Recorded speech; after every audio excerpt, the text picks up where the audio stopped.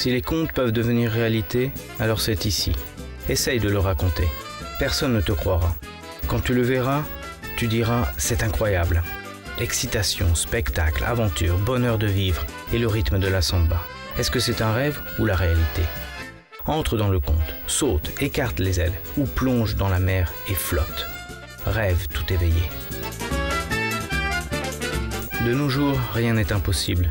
Tu peux dépasser tes rêves. Tu peux t'approcher en bateau de luxe, en voiture ou en avion, de la ville merveilleuse, de la Cidade Maravilhosa. Rio en portugais. Cela veut dire fleuve. Pourtant, partout dans le monde, tout le monde pense à la ville, à la métropole, aux multiples facettes, qui n'est comparable à rien. En janvier 1504, il y a 500 ans, les gens de mer portugais croyaient que le golfe Guanabara était un fleuve. C'est pour cela qu'on a désigné ce lieu fleuve janvier, c'est-à-dire Rio de Janeiro. La carte postale la plus belle, le diamant le plus brillant du Brésil, ou plutôt la femme de nos rêves, de nos désirs. Elle n'a pas encore 440 ans, mais la Senhora porte bien son âge. Consacrons-lui une heure. Rappelons un peu l'histoire de Rio. Un puits pyramidal portant encore le symbole de la puissance mondiale a pourvu d'eau les bateaux débarqués. Les maîtres du monde, portugais, à l'époque ont débarqué au centre-ville actuel, au Centro. La place du 15 novembre est le centre de toute l'histoire de Rio. Le palais royal du Paço Imperial était auparavant le palais gouvernemental de tout le Brésil. Aujourd'hui, c'est le centre culturel de la ville. Les éléments essentiels et les caractéristiques de la ville sont les trésors de la construction coloniale. De la place s'ouvre la rue du 1er mars. Nous arrivons à une œuvre exemplaire de l'architecture religieuse brésilienne de style baroque rococo, l'ancienne cathédrale. Jusqu'aux années 1970, c'était la cathédrale de la ville. Par sa proximité, le souverain ne devait faire que quelques pas pour y aller du Paço Imperial pour les cérémonies. Depuis 250 ans, l'Antigas et son église voisine regardent ensemble l'histoire de Rio.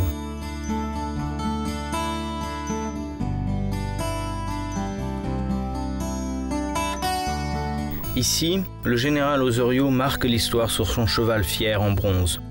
La statue, réalisée à partir des canons de l'armée du Paraguay, a été élevée en ce lieu pour symboliser la victoire du général. Le palais Tiradentes est le monument d'un héros national appelé Arracheur de dents. Avant, c'était le siège de la Chambre des députés de la Fédération. Aujourd'hui, c'est la Chambre des députés de l'État de Rio. Son éclectisme, du début du XXe siècle, se distingue fièrement de son entourage historique. Présent et passé s'entendent bien dans l'ancien centre-ville. Les touristes et les citoyens se pressent pour gérer leurs affaires parmi les anciens monuments de la rue du 1er mars, comme dans une ville moderne. La curiosité se cache dans la diversité. C'est vrai pour les bâtiments et pour les gens.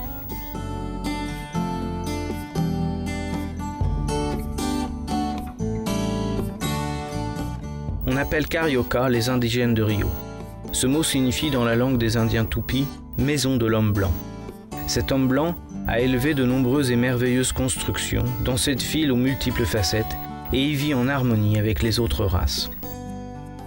Jetons encore un coup d'œil sur l'église néoclassique Calandari, à la fois majestueuse et modeste, dont la chapelle d'origine a été construite pour Notre-Dame de la Chandeleuse par un capitaine ayant survécu à un naufrage à la fin du XVIe siècle.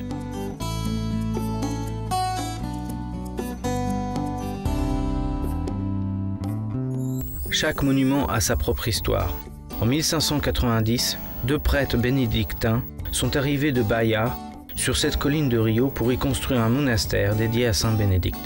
Ont-ils pu imaginer que 400 ans plus tard, leur construction, au centre d'une métropole moderne, donnerait lieu à des messes quotidiennes et au catéchisme? Pendant les 100 dernières années, le nombre des habitants de la ville est passé de 800 000 à 8 millions, soit 10 fois plus. À cela s'ajoutent encore les touristes. Le développement de Rio n'a pas été brisé lorsque le 21 avril 1960, la ville a perdu son statut de capitale fédérale. Son rang, sa célébrité, sa force attractive n'ont pas changé.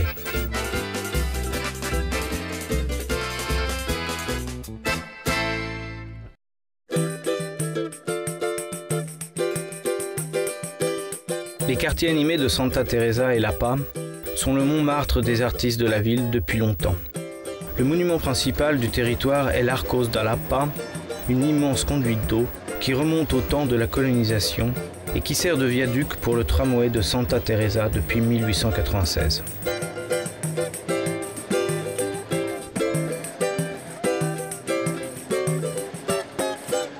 Le Bongino, le tramway du quartier, a gardé des temps anciens son style sportif, ouvert. On a l'impression de voyager au début du siècle dernier.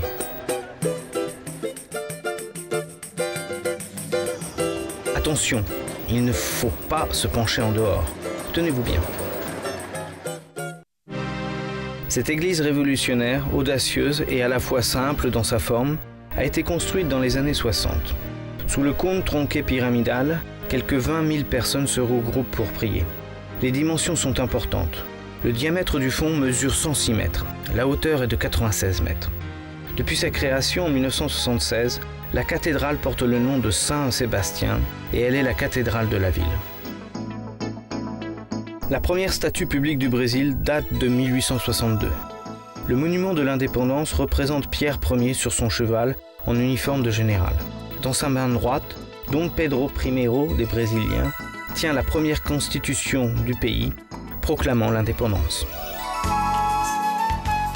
Au cœur de la ville se trouve la Cinélandia, le centre traditionnel de l'activité culturelle. Des cinémas partout, mais on y trouve aussi différents centres culturels luxueux et d'autres bâtiments publics. Parmi les bâtiments publics, l'un des plus fréquentés est le Palacio Pedro Ernesto, le siège de la Chambre de commerce, construit en 1923 dans un style néoclassique où on sent également une influence française. On trouve ici une réplique de l'Opéra de Paris. C'est le Teatro Municipal, construit en 1909. Dans ce bâtiment de réputation mondiale, Stravinsky, Richard Strauss, Bernstein s'y sont produits et Maria Callas y a également chanté. La salle peut contenir près de 2500 spectateurs. Dans le bâtiment de style néoclassique, Biblioteca Nacional, la Bibliothèque nationale, on conserve une collection de livres d'une valeur inestimable, amenée de Lisbonne par la famille royale en 1810. Sur le tympan du fronton, une figure féminine représente le savoir.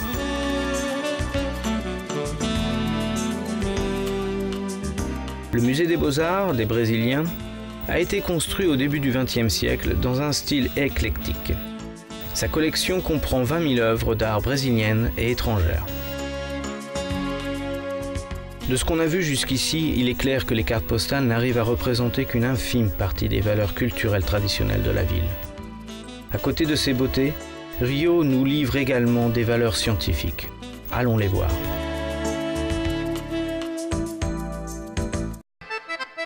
Sortons du centre, on suit la route qui mène du quartier Gloria au célèbre quartier de Botafogo, en passant par la côte Flamengo. Dépêchons-nous, le temps coûte plus cher ici qu'ailleurs. Le monument aux morts européen de la Deuxième Guerre mondiale a été élevé en 1960. Sa forme atteste bien son âge. Dans l'entourage serein de la plage, le monument immense évoque le drame de la guerre et nous incite au souvenir.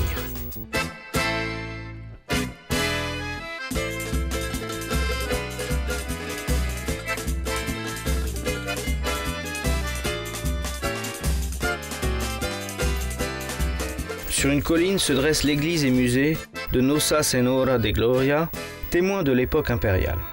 Ce bâtiment baroque, construit dans la première moitié du XVIIIe siècle, avec ses murs caractéristiques, avec ses figures en pierre qui évoquent les tours gothiques, avec ses portes et avec ses trésors, est un des titres de gloire de Rio.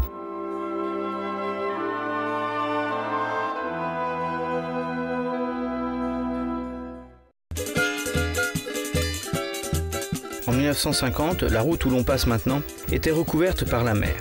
Le parc Flamengo est l'une des splendides réalisations des projets grandioses d'urbanisation des années 50 et 60. Par un travail énorme, on a asséché une section de côte de 6 km entre l'aéroport Santos Dumont et le golfe Botafogo, gagnant ainsi sur la mer 1 200 000 m². L'un des plus grands et des plus jolis jardins du monde s'agite toujours des activités de récréation. Pour mieux répondre aux besoins des cariocas, le samedi et le dimanche, la circulation des voitures est interdite.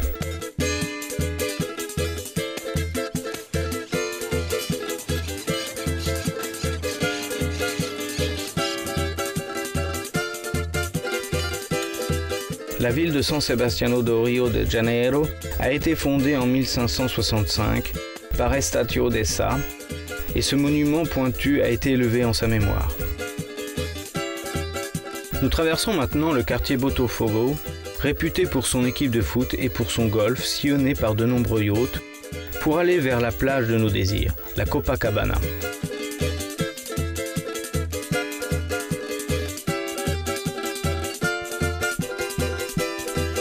À quelques pas d'ici, on trouve le Palazzo Guanabara, le siège de l'État de Rio de Janeiro depuis 1960.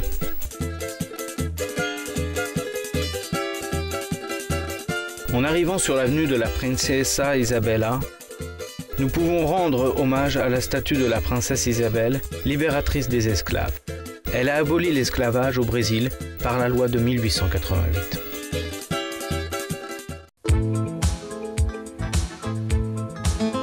Et voilà les scènes de liberté de nos jours sur la plage de Copacabana. Celui qui découvre cette plage reconnaît l'essentiel de la liberté. La Copacabana est depuis longtemps en tête de la liste internationale des plages. Et quel peut être le secret de cette popularité mondiale? Sport et santé. Ce ne sont pas de simples slogans ici, mais c'est un mode de vie naturel.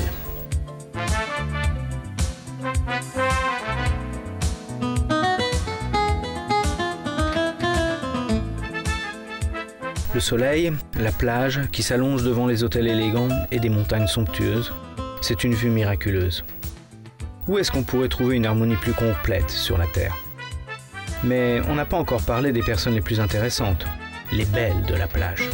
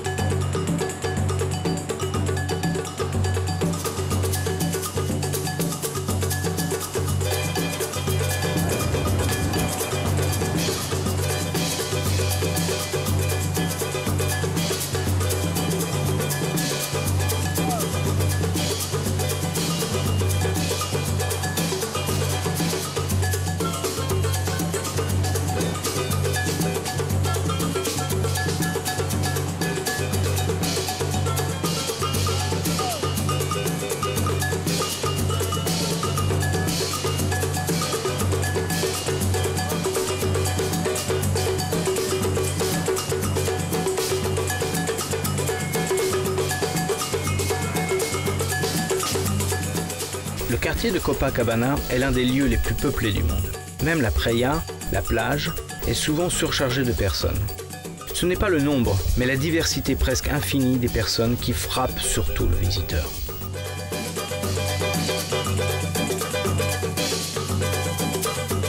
Les grands hôtels de luxe sont alignés sur le front de mer, mais les chers hôtes peuvent y trouver aussi des hôtels moins chers.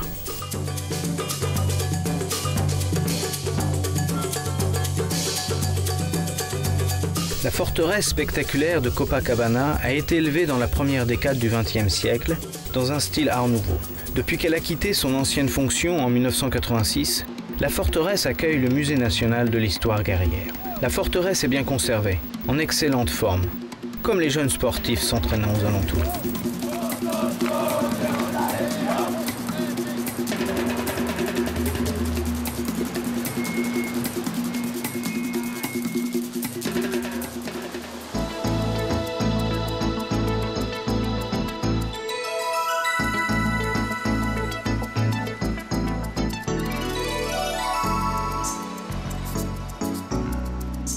À la fin de la visite de Copacabana, nous nous promenons sur le marché aux poissons, à côté de la forteresse. Les pêcheurs attendent toujours leurs clients avec un large assortiment.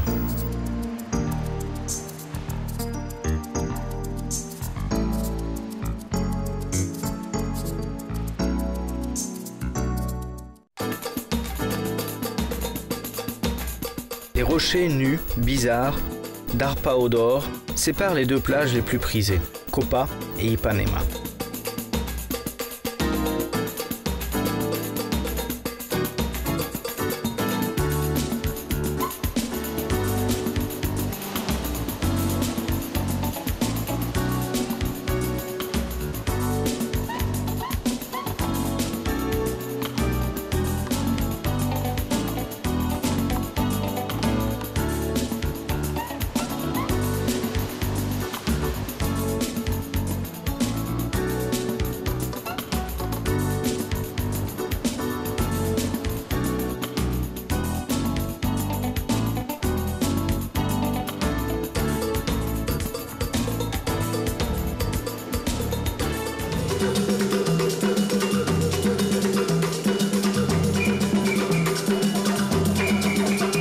Les bras acrobates des vagues ne craignent rien. La mer, l'élément naturel, est leur bonne copine.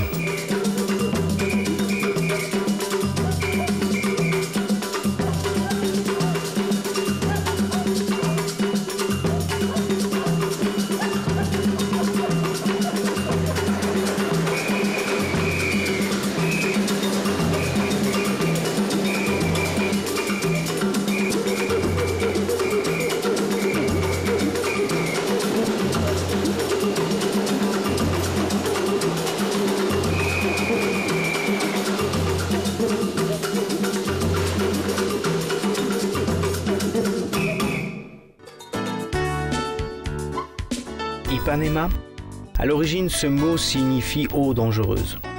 De nos jours, nous avons une impression tout à fait contraire.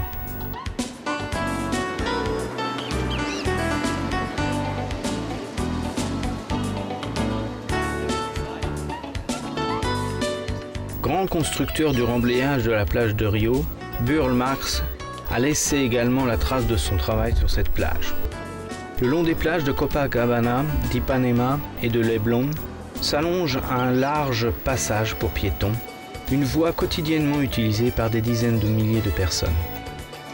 Les coureurs, quant à eux, utilisent la piste cyclable.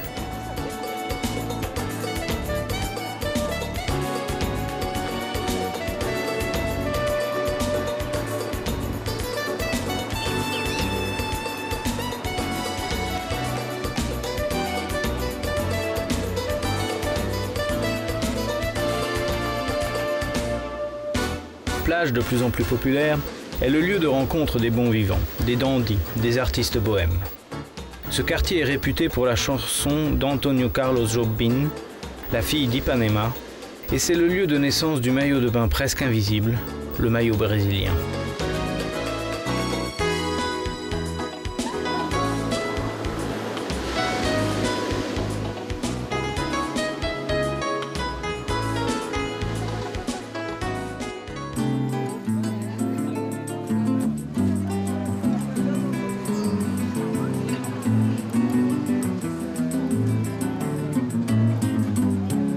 Le marché aux fruits.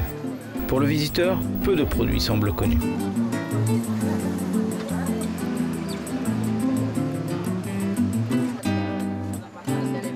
Le mardi, une odeur mixte de fruits et de poissons tropicaux se répand sur la place du général Osorio. C'est le jour du marché.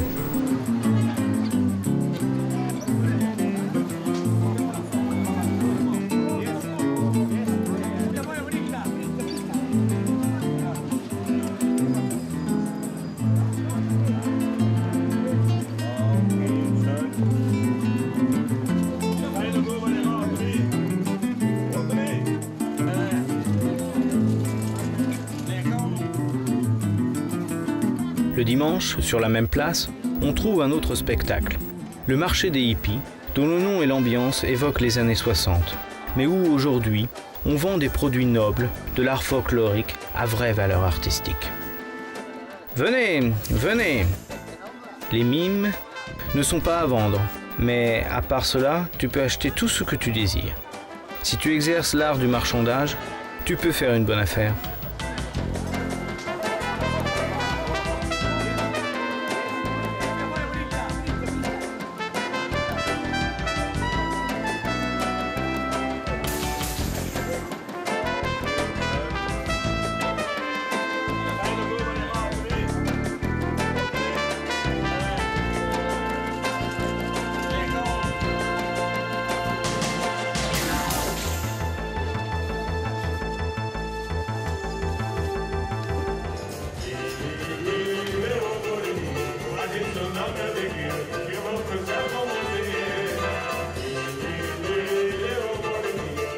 après une matinée très agréable, on quitte Ipanema avec les images de la préparation et de la foule du carnaval. Et ce n'est que le début de la fête.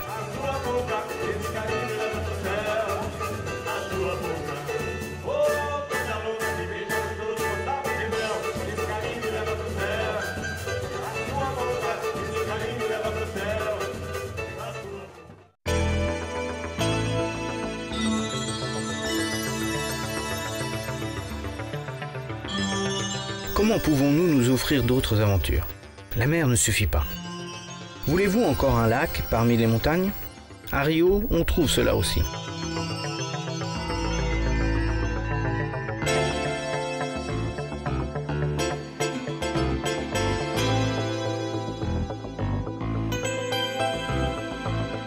De l'autre côté des quartiers d'Ipanema et de Leblon, le Lagoa Rodrigo Freitas, appelé Lagoa par les habitants du quartier, attend les amoureux des eaux calmes. Le lac et son entourage sont parmi les parties les plus belles de la ville. Sur le bord, on trouve des théâtres, des restaurants, des jardins et des clubs élégants. Le plus brillant et le plus cher parmi les clubs est le Jockey Club.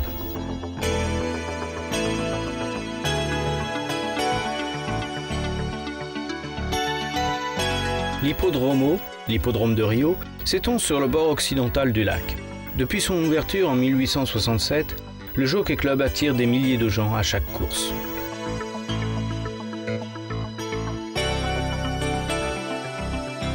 Du club, on s'approche de l'un des plus merveilleux jardins botaniques du monde, par une petite promenade. Le jardin Botanicio a été fondé par le roi Jean VI en 1808 sur un territoire de 141 hectares. Les plantes uniques frappent d'étonnement. Lors de sa visite, Albert Einstein a également été saisi d'admiration.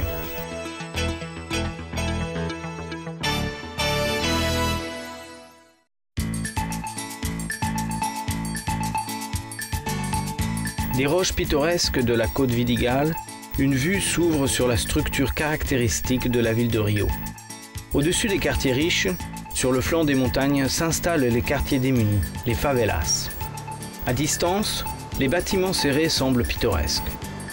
Malgré le niveau de vie extrêmement plus modeste que celui des grandes maisons, le meilleur panorama appartient aux habitants des favelas.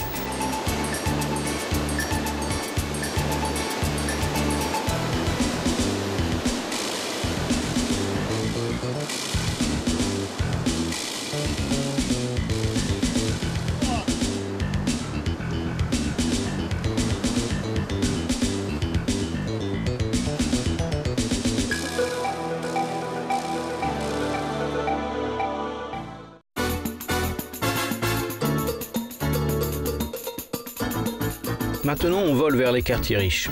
Sur les bords resserrés du quartier San Conrado vivent les plus riches. C'est dans ce quartier que les terrains coûtent le plus cher à Rio.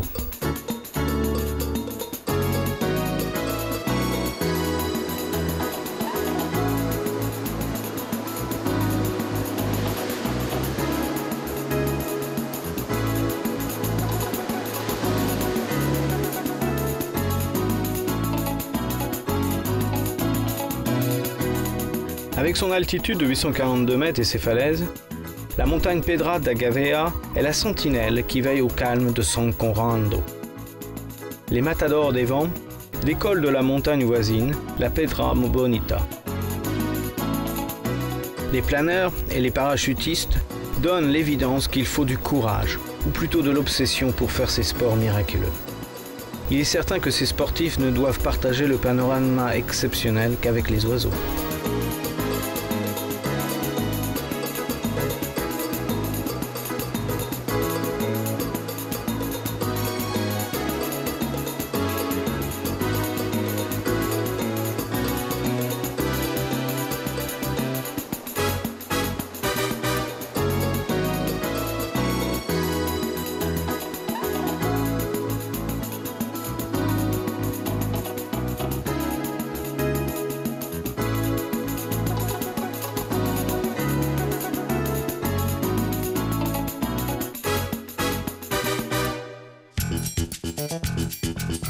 Passages souterrains, viaducs, aident à la circulation dans la ville. Pour s'approcher de la prochaine playa, plage, nous devons traverser des montagnes. Passons par les passages souterrains Pepino et Joa. On arrive au bord de la mer, à une section qui s'appelle Barra de Tijuca.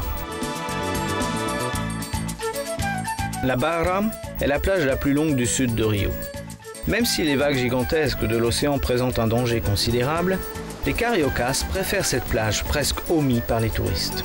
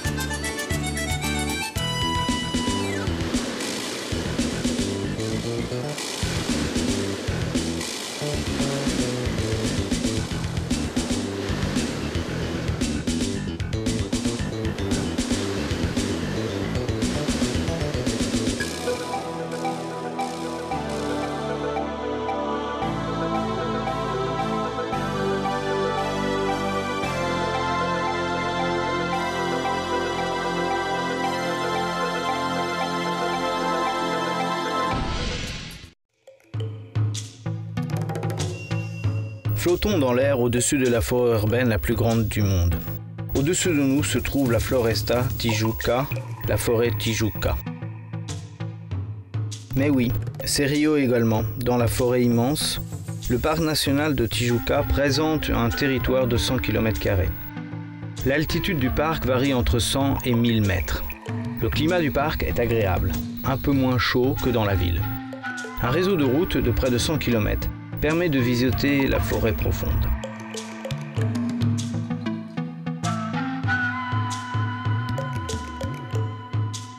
Voilà le jaca, ce fruit gigantesque d'origine asiatique qui a été implanté lors du développement de la forêt.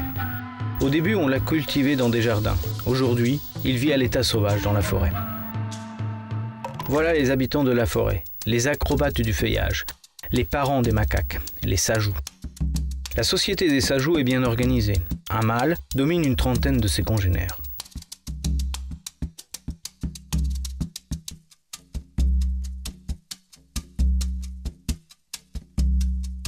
Sur son mode calme, c'est notre vieux copain, le paresseux.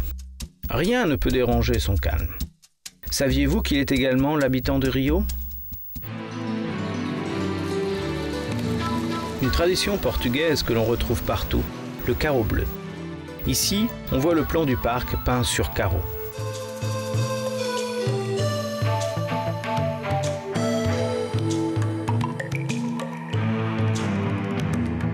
La chute d'eau la plus belle du parc est approvisionnée par un petit fleuve, la Tijuca. Une fois, un peintre missionnaire français appelé Tonnet s'est installé à cet endroit pittoresque. Ses successeurs ont découvert ce parc fabuleux pour les touristes et ils ont donné le nom de leur maître à la petite chute d'eau.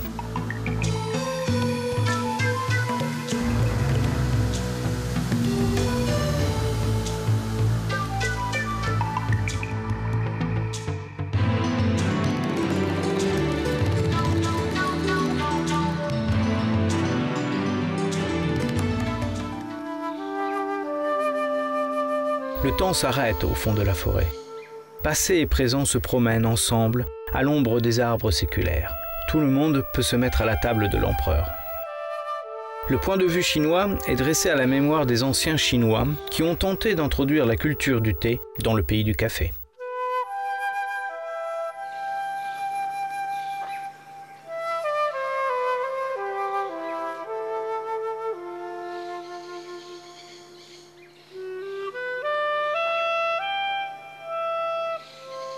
Nous pouvons jeter encore un coup d'œil au travers de la vapeur sur notre ami, le Lagoa.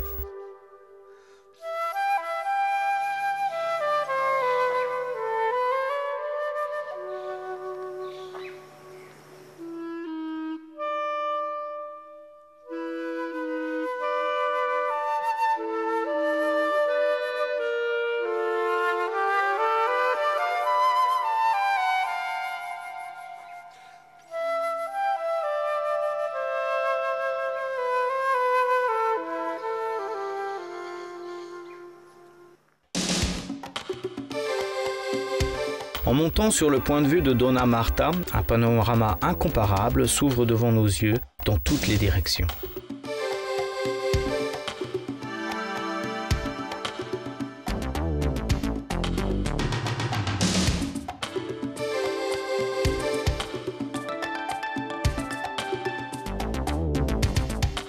On aperçoit d'ici 2 nouveaux sites de Rio qui nous attirent au premier coup d'œil.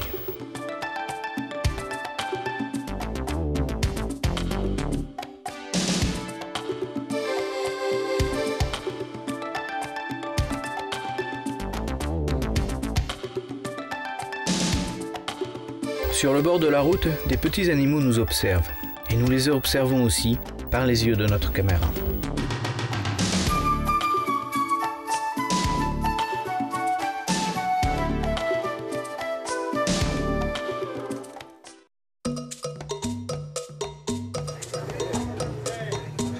Montez dans le train, s'il vous plaît.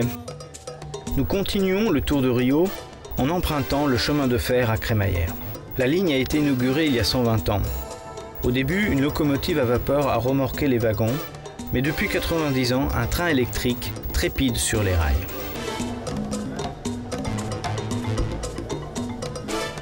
Et voilà notre site à 7 cm d'altitude.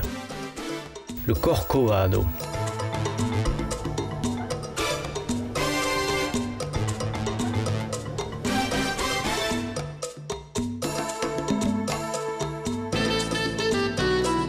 On monte par un ascenseur, puis un escalier élévateur, et finalement, nous arrivons au sommet.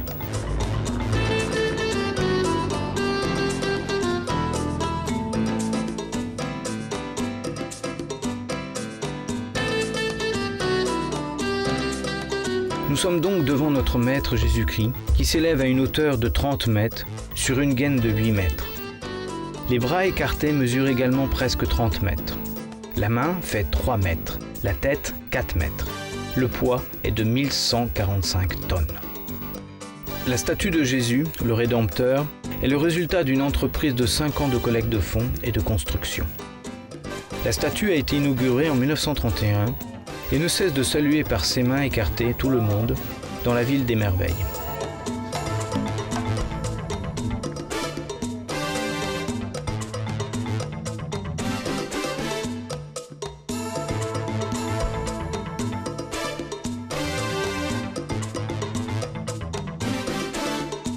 Dans la gaine de la statue, on trouve une chapelle où 150 fidèles peuvent se réunir pour prier, car c'est bien le lieu de la prière.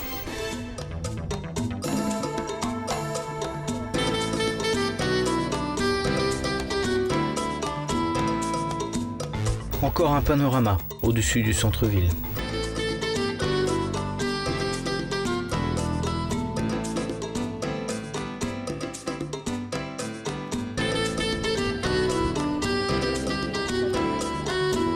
Et d'autres, de Leblon, d'Ipanema et du Lagoa. Et puis la vue sur un autre site, une carte postale emblématique de Rio, le pain de sucre.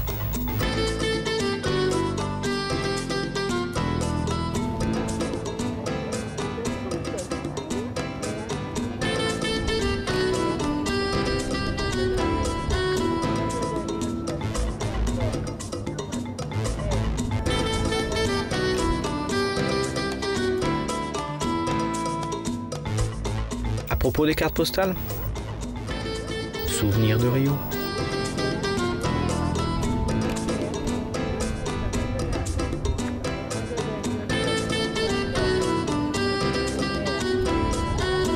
Et si on buvait une mixture de vitamines tropicales?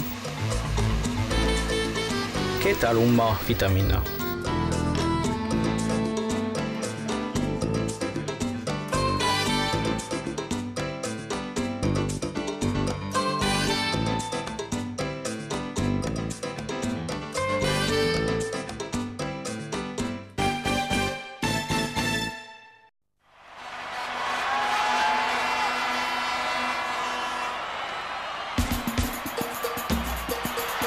Allez le Brésil! Combien de gorges ont crié cette phrase dans le stade de Maracana depuis 1950? À chaque événement, c'est 180 000 personnes.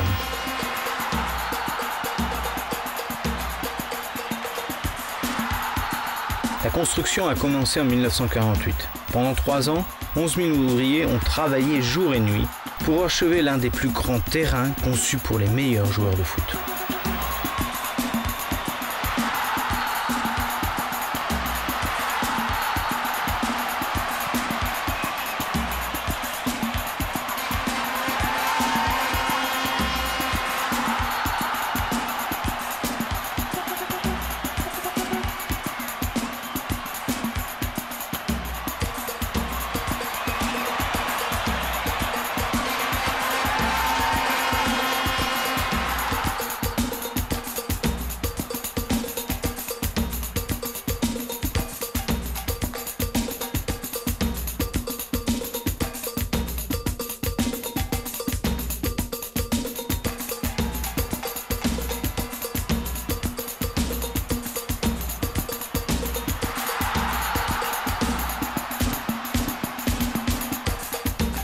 Il suffit de citer pour cela les dates des 5 championnats du monde gagnés par les joueurs de Rio. 58, 62, 70, 94 et 2002.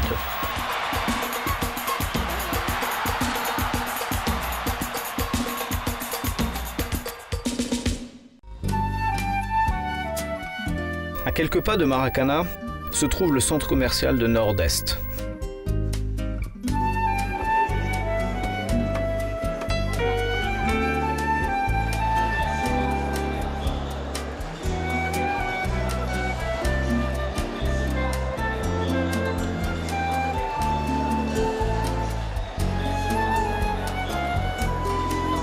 Les produits du nord-est du pays se retrouvent ici, et les cultures aussi.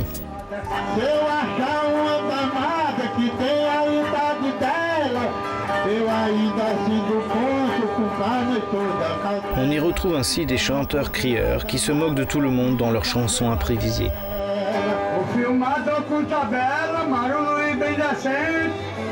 Filmador e jornalista e rádio atualmente é igualmente a você que só vem chupar o da gente.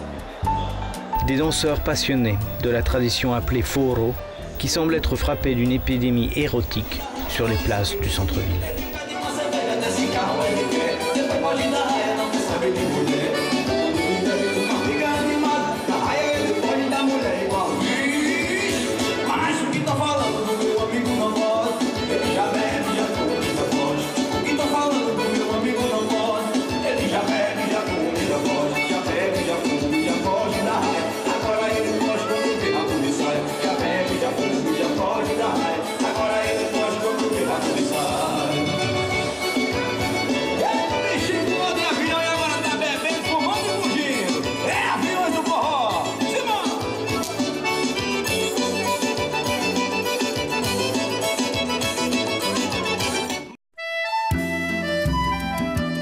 On a trouvé plein de choses sur le marché, mais une manquait, le pain de sucre.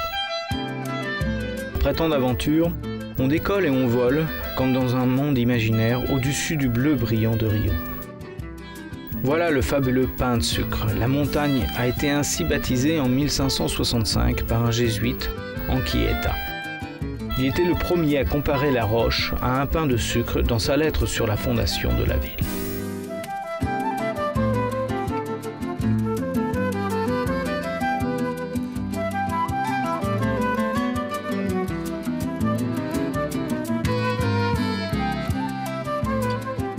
On a marché, volé, roulé, nagé, mais on n'a pas encore fait d'escalade à Rio. Voilà, on peut faire de l'escalade sur la montagne voisine, la Babylonie, surtout ceux qui ont le courage de le faire.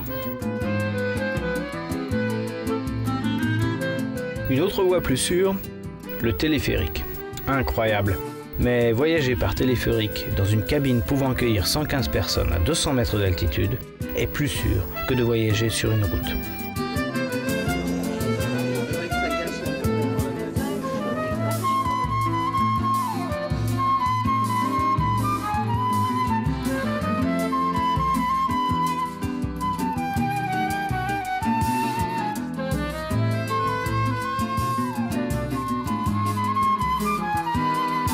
Jetons encore un coup d'œil depuis l'Urca sur les quartiers aux alentours.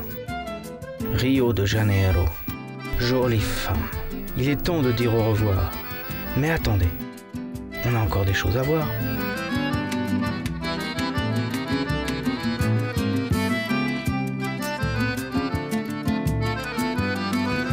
Le départ est à Urca, à 200 mètres d'altitude, et on arrivera au pain de sucre à 400 mètres.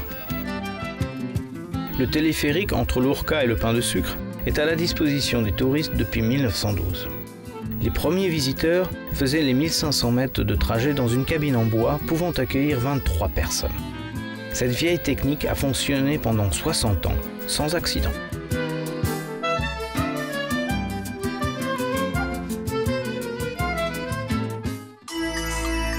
Après avoir décollé de l'héliport d'Urca, on aperçoit le golfe Guanabara.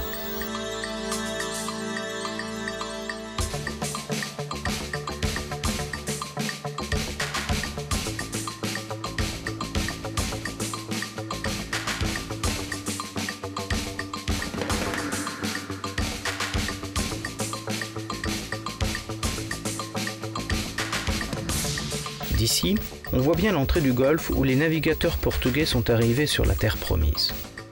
En janvier 1504, les Portugais ont cru que ce golfe était une rivière, d'où le nom Rio.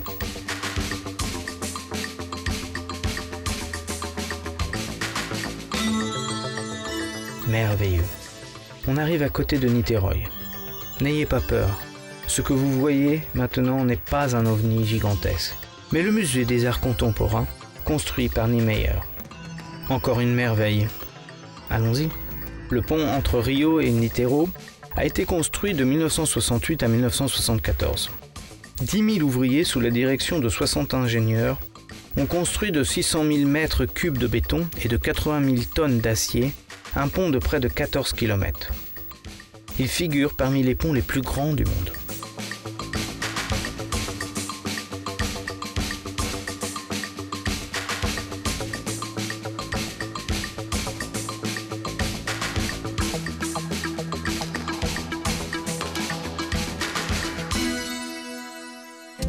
Voyons encore quelques cartes postales de Rio, la ville d'amour vue du pain de sucre.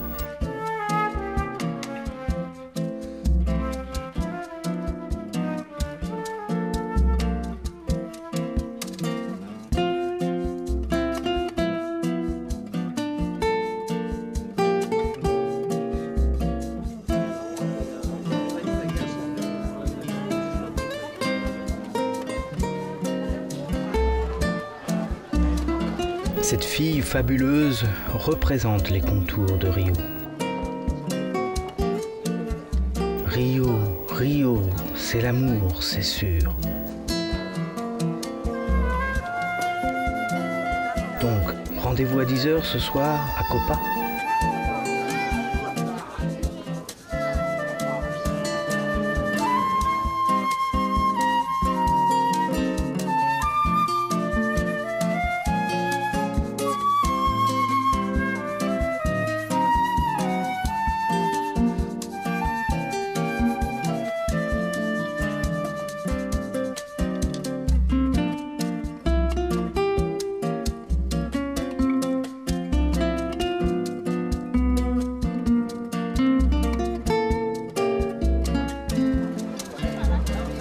Que veux-tu que je t'achète? Que veux-tu que j'achète de toi, mon amour, Rio?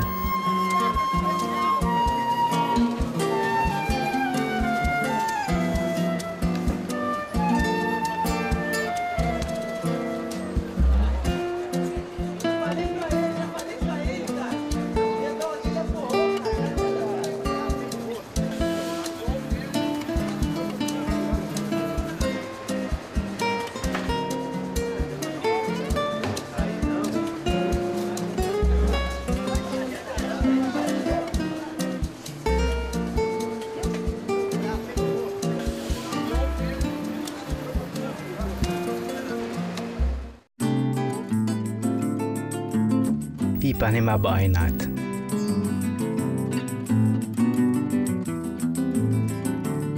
Tom Jobim ne vit plus dans la ville, mais sa célèbre chanson, la Joconde de la Bossa, a fait connaître Ipanema partout dans le monde.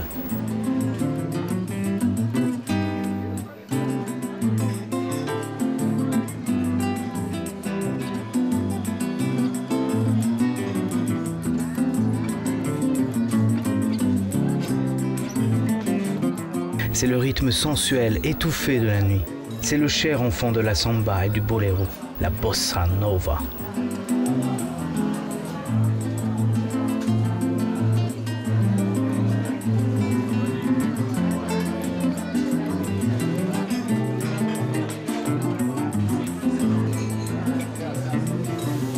Bon appétit au picanha.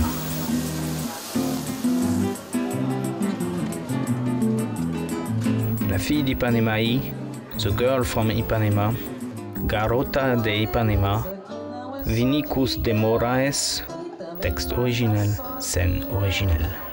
Se ela soubesse que quando ela passa, o mundo inteirinho se enche de graça e fica mais lindo por causa do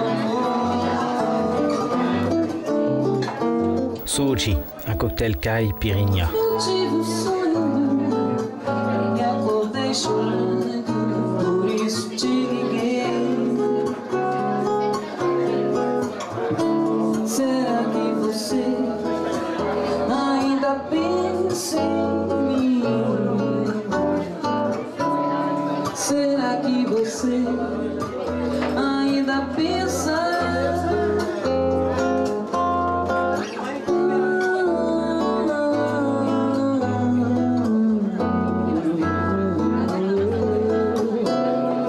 Abraços e beijos e carinhos, que é pra acabar com esse negócio de você longe de mim. Eu quero mais esse negócio de você longe de mim.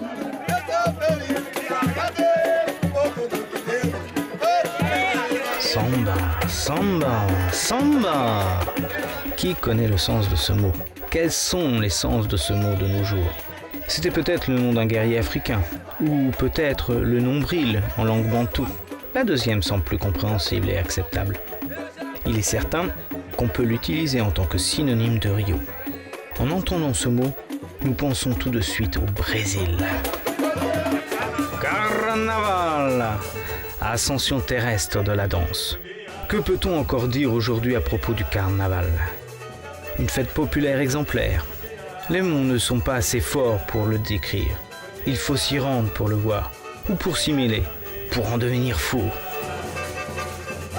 Ascension au Sambodromo, à la cérémonie des rites anciens.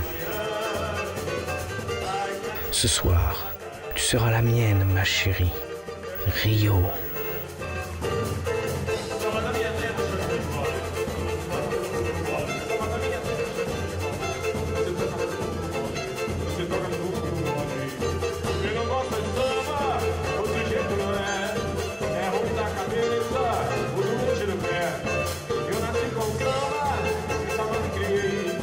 On a vu le démon aux faces multiples. On a flirté avec la jolie dame Rio et on s'est laissé saisir.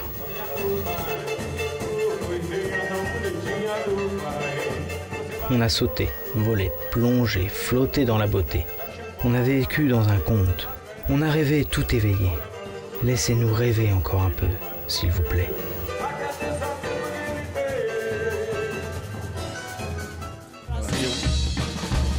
Brasil brasileiro, meu mudar prisioneiro, tu peux amener avec toi ce film et tu peux y aller pour vivre tes rêves tout éveillé. Veux-tu ce rêve? Veux-tu réaliser tes rêves? La mer, les montagnes et le soleil connaissent la réponse. C'est juste 3 lettres, R-I-O, Rio. C'est tout.